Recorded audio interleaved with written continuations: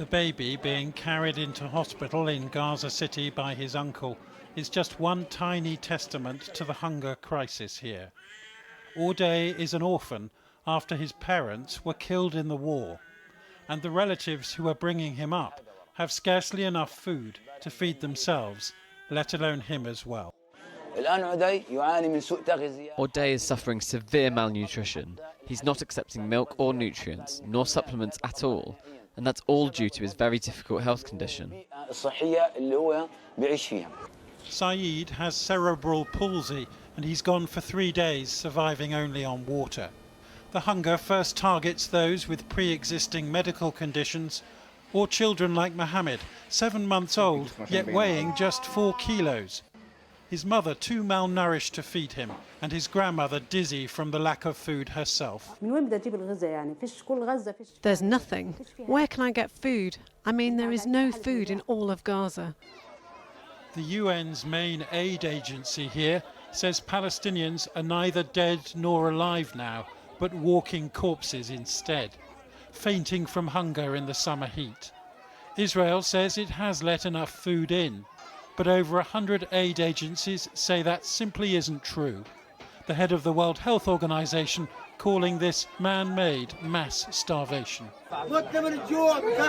Isn't it shameful that we're starving, asks Taisir. I want to get breakfast for my children. I've got 22 people to take care of, including the injured. Then there are the orphans. Enough is enough.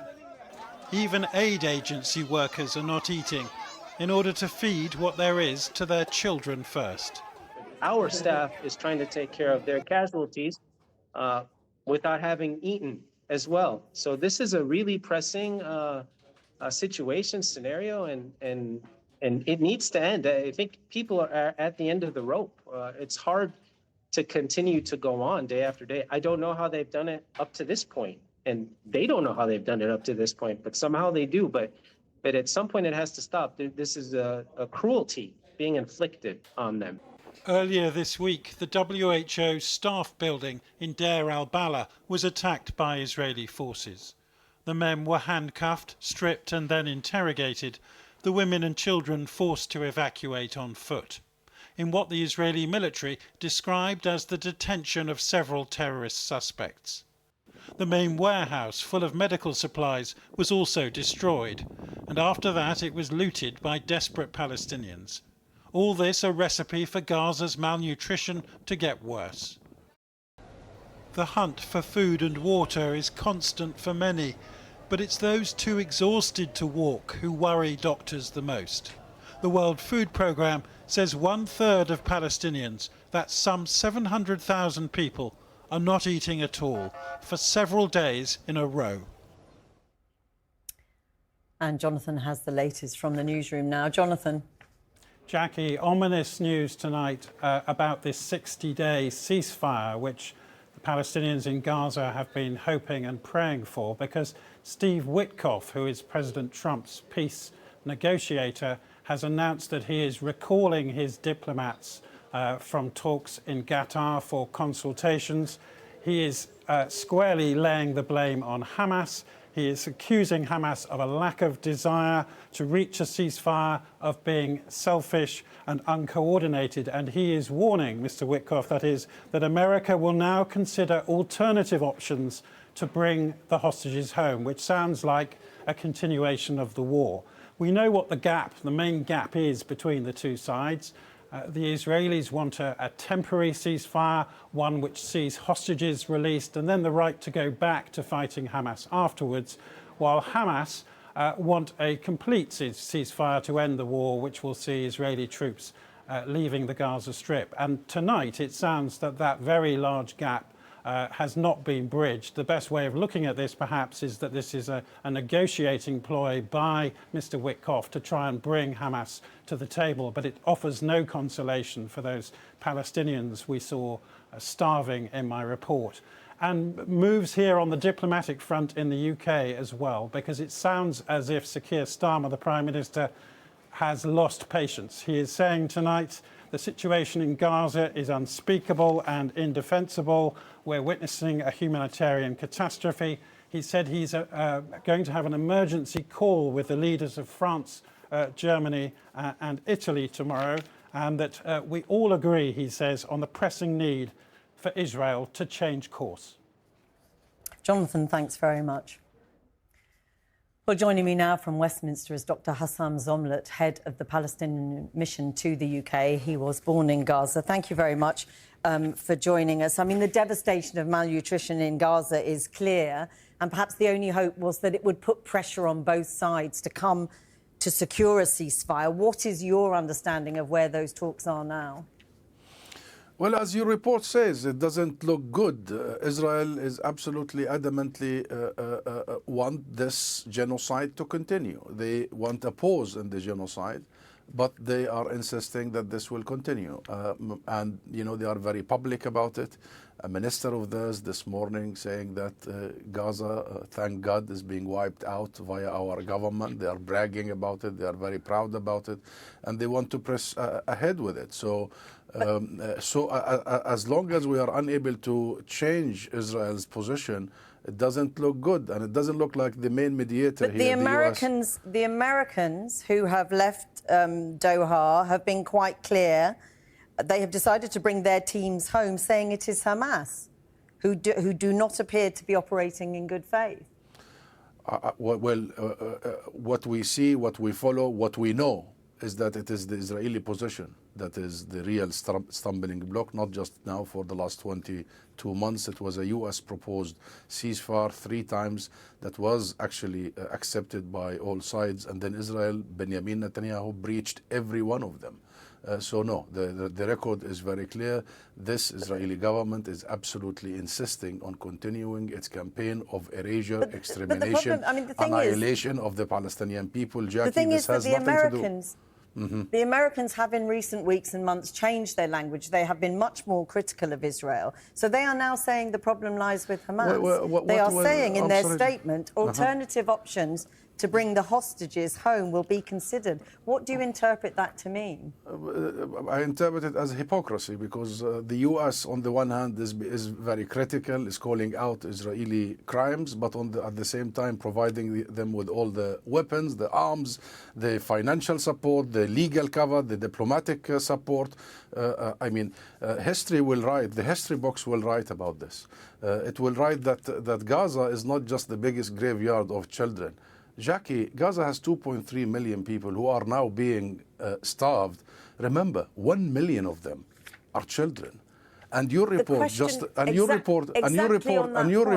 called the entire population of Gaza are walking corpses. Your report exactly quoted. On the point about the people of Gaza who are starving. Surely Hamas have to move. They have to move, or people will continue to starve. Move where? Move where? It's Israel that is sending they have to move their position towards a ceasefire somehow.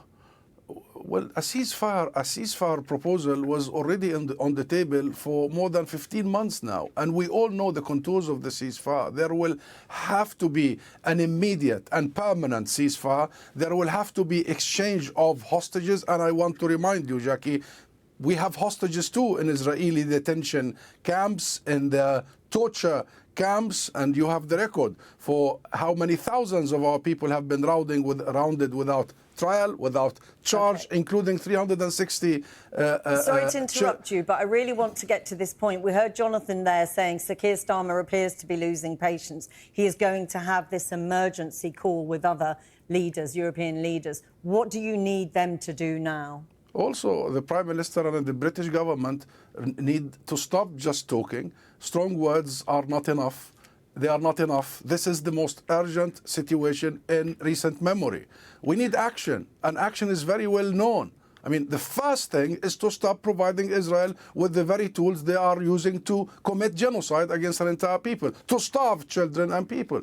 And the second, they know what needs to be done. Arms embargo, full arms embargo, no half commitments here. This is a legal commitment upon the UK government. Second is accountability. We must make sure that our rules-based international order holds itself now and really hold those war criminals to account. I chose in diplomacy, Jackie, long long ago before I believe in the international order. In fact, my first job was the UN, but today I tell you, all this is in shambles. It's crumbling before our eyes. And if we don't save Gaza, we would not have saved our international order, and humanity will be buried in Gaza. I'm very sorry, we will have to leave it there, but thank you very much for speaking to us. Thank you.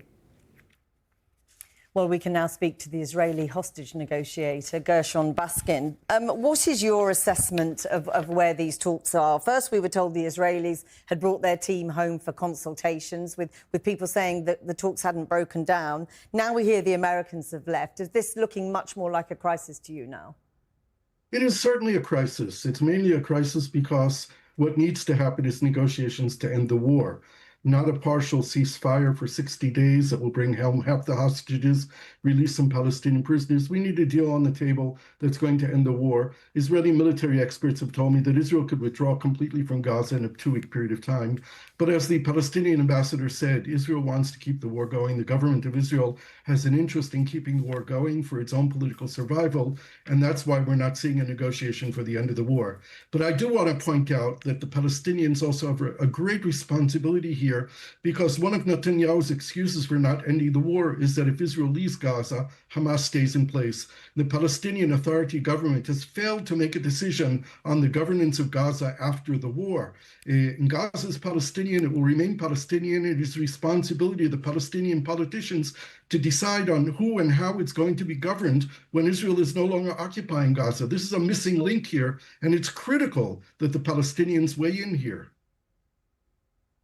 And I mean, it's absolutely critical at this moment when we see what is happening in Gaza in terms of malnutrition and starvation. That's for sure. There are war crimes being committed in Gaza. The term genocide, which is being used, is correct according to the Convention on Genocide, which was written by the international community after the Holocaust. Now, it's important to note that this is not the Holocaust. It's not what the Nazis did to the Jews during World War II, but it is a Holocaust in the erasure of Gaza, in the wiping out of a civilization, in making 2 million people homeless in Gaza, in the starvation that's happening. And the international community has to weigh in. The letter that was signed by 28 countries is not good enough. It's a piece of paper. There needs to be action taken now against the war. It has to be forced to stop it, and the international community has to weigh in with its full weight to make it happen. One of the most important players in the international community is the US. What do you make of that statement from the US, who seem to lay the blame firmly at Hamas's door? Well, this is true. I heard this from American officials as well today. They're blaming Hamas, but I want to put the weight back on to the Americans, because we know if Donald Trump told Benjamin Netanyahu to end the war, get it done, that the war would end. But Trump has not told that to Netanyahu yet. And we were expecting that to happen when Netanyahu visited Washington a couple of weeks back. But apparently Netanyahu convinced Trump to allow him to continue with the war. This is unacceptable. The Americans have the ability to end the war by telling Netanyahu that he has to do it, and this is what needs to happen. Gershon Baskin, going to leave it there, but thank you very much. Thank you.